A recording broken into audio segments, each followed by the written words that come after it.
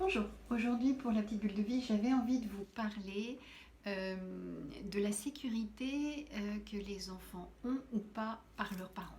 Enfin, pas que par leurs parents, par leur entourage.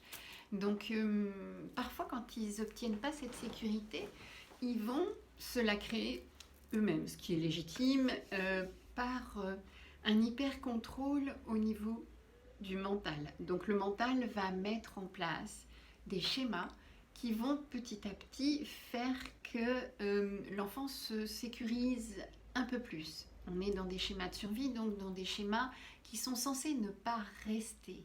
Mais c'est pas toujours le cas. Parfois, en fait, ces schémas persistent.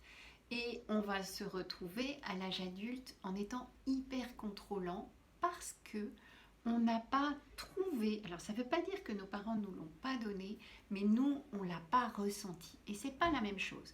Parfois, un parent ou des parents ou un entourage éducatif va apporter à l'enfant la sécurité nécessaire, ou en tout cas la sécurité qu'il pense être nécessaire, et l'enfant n'est pas forcément apte à le recevoir non plus. Donc là, c'est toujours une question de perception. Donc on n'a pas toujours la même perception des choses.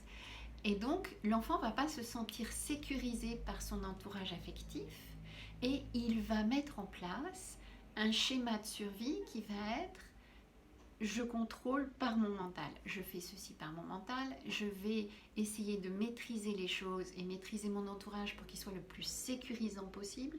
Je vais petit à petit apprendre à anticiper les choses au maximum pour être le moins surpris possible.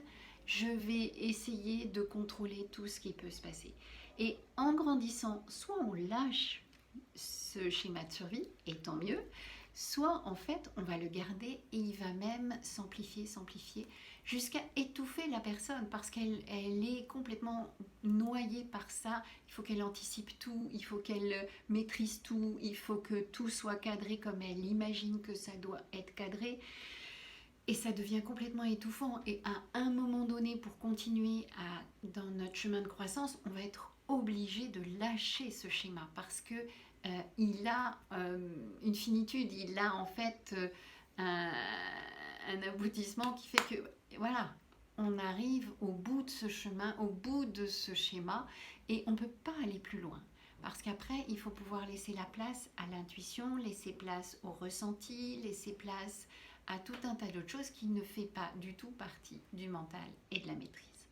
Voilà, c'était la petite réflexion du jour. Vous pouvez toujours me retrouver sur YouTube, Instagram et Facebook.